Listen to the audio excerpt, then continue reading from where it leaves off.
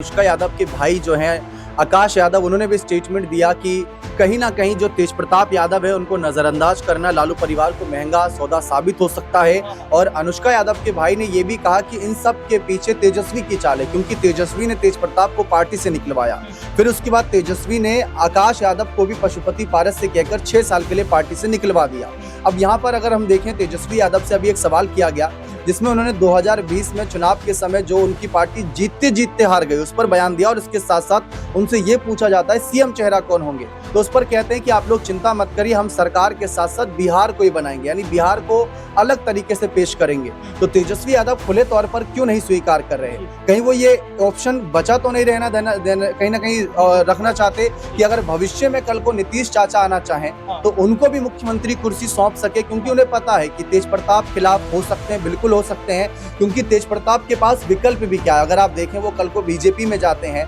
तो हमने देखा यूपी की राजनीति में मुलायम परिवार की छोटी बहू अपर्णा गई थी बीजेपी में, कौन सी जिम्मेदारी मिल गई? अभी तक टिकट नहीं मिला। हमने झारखंड में देखा हेमंत का साथ छोड़कर चंपई सोरेन गए बीजेपी में, सिर्फ सरायकेला का विधानसभा से टिकट मिला, वो तो कोई भी बड़ी पार्टी दे देती है, अकेले भी उतर सकते थे, लेकिन पार्टी ने कोई बड़ी जिम्मेदारी नहीं दी। तो तेज प्रताप अगर कल को बीजेपी जेडीयू किसी पार्टी बात करें तो वो कहते हैं कि केंद्र की राजनीति छोड़कर मैं बिहार की राजनीति करना चाहता हूं, और उनके जीजा कहते हैं कि चिराग पासवान को अगर कोई बड़ी जिम्मेदारी बिहार में मिलती है तो जरूर चुनाव लड़ेंगे। दूसरी तरफ उपेंद्र कुशवाहा ने कहा कि भाई मेरी नैया जो डुबाने की कोशिश करेगा तो वो पूरा का पूरा जो नाव है वो डूब जाएगा। जीतन राम मांझी कहते हैं कि 40 सीटें हमें चाहिए और 20 सीटों पर भी अगर हम जीत जाते हैं तो फिर हमारा मुख्यमंत्री होगा। तो ये तमाम बयानात हैं जो इस बात का संकेत दे रहे हैं कि आने वाले समय में एनडीए में बड़ा भूचाल आ सकता है सीट बंटवारे को लेकर। खबर ये भी सामने आ रही है कि जो नीतीश कुमार हैं वो भारतीय जनता पार्टी की चाल को समझ चुके हैं और वो लगभग आधी सीटों की मांग कर रहे हैं, यानी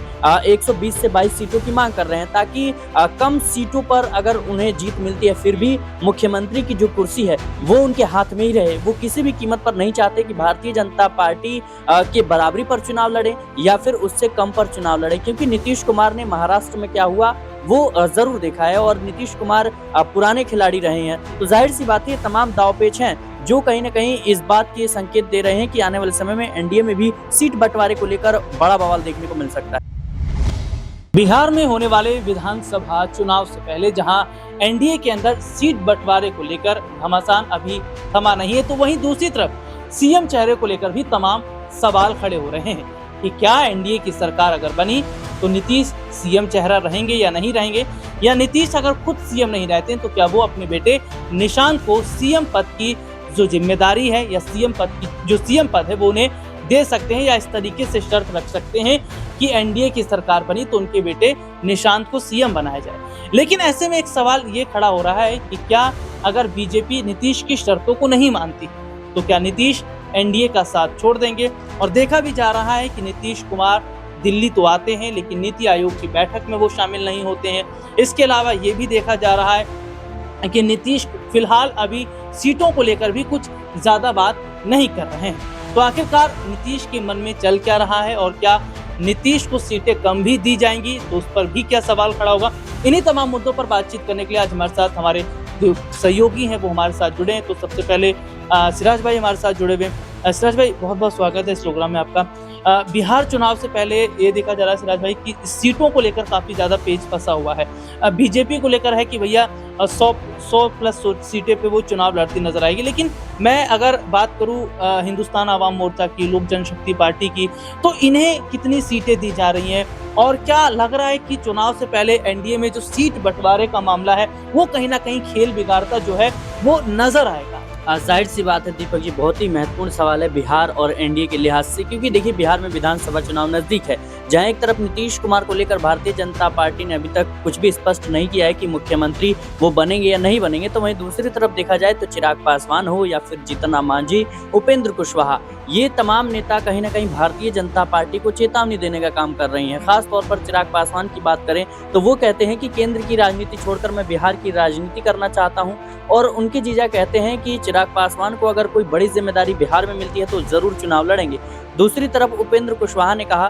कि भाई मेरी नैया जो डुबाने की कोशिश करेगा तो वो पूरा का पूरा जो नाव है वो डूब जाएगा। जीतन राम मांझी कहते हैं कि 40 सीटें हमें चाहिए और 20 सीटों पर भी अगर हम जीत जाते हैं तो फिर हमारा मुख्यमंत्री होगा। तो ये तमाम बयानात हैं जो इस बात का संकेत दे रहे हैं कि आने वाले समय में एनडीए में बड़ा भूचाल आ सकता है सीट बंटवारे को लेकर। खबर ये भी सामने आ रही है कि जो नीतीश कुमार है वो भारतीय जनता पार्टी की चाल को समझ चुके हैं और वो लगभग आधी सीटों की मांग कर रहे हैं, यानी 120 से 22 सीटों की मांग कर रहे हैं, ताकि कम सीटों पर अगर उन्हें जीत मिलती है फिर भी मुख्यमंत्री की जो कुर्सी है वो उनके हाथ में ही रहे। वो किसी भी कीमत पर नहीं चाहते कि भारतीय जनता पार्टी के बराबरी पर चुनाव लड़े या फिर उससे कम पर चुनाव लड़े, क्योंकि नीतीश कुमार ने महाराष्ट्र में क्या हुआ वो जरूर देखा है और नीतीश कुमार पुराने खिलाड़ी रहे हैं। तो जाहिर सी बात है तमाम दांवपेच हैं जो कहीं ना कहीं इस बात के संकेत दे रहे हैं कि आने वाले समय में एनडीए में भी सीट बंटवारे को लेकर बड़ा बवाल देखने को मिल सकता है। बहुत बहुत शुक्रिया आपका। और देखिए वाकई एनडीए में भी सीट बंटवारे को लेकर घमासान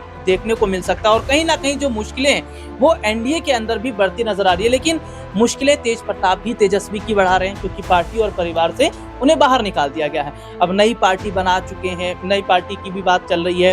वो ऑफिस भी बना चुके हैं, लगातार मीटिंग भी कर रहे हैं, कार्यकर्ताओं को भी इकट्ठा कर रहे हैं। दीपक भाई हमारे साथ जुड़े। दीपक भाई, जिस तरीके से हम ये देख रहे हैं कि जो मौजूदा समय की स्थिति वो ये है कि जहां तेजस्वी यादव ये सपना देख रहे थे कि भैया बिहार में सीएम वो बनेंगे, सीएम कुर्सी उनके हाथ में लगेगी, लेकिन दूसरी तरफ हम देखते हैं कि तेज प्रताप यादव कुछ वीडियोस को डालते हैं जिसमें वो दिखाते हैं कि भैया मैंने नया ऑफिस बनाया है, जिसमें वो बता रहे हैं कि भैया मैं पार्टी भी यहाँ पर बनाता दिखाई दे रहा हूँ। वो उनके साथ आरजेडी के कार्यकर्ता नेता भी आ रहे हैं। तो जो स्थिति इस वक्त हम देख रहे हैं कि एनडीए के अंदर मची हुई है, क्या उससे ज्यादा स्थिति जो लालू परिवार के अंदर है वो तो है, और उसके साथ ही साथ क्या तेजस्वी यादव को बड़ा नुकसान तेज प्रताप पहुंचा सकते हैं? देखिए, तेजस्वी यादव और तेज प्रताप के बीच जो इस समय चल रहा है विवाद, उस पर हम बिल्कुल कहीं ना कहीं ये मानते हैं कि बड़ा खेल हो सकता है, क्योंकि अभी अनुष्का यादव के भाई जो हैं आकाश यादव, उन्होंने भी स्टेटमेंट दिया कि कहीं ना कहीं जो तेज प्रताप यादव है उनको नजरअंदाज करना लालू परिवार को महंगा सौदा साबित हो सकता है। और अनुष्का यादव के भाई ने ये भी कहा कि इन सब के पीछे तेजस्वी की चाल है, क्योंकि तेजस्वी ने तेज प्रताप को पार्टी से निकलवाया,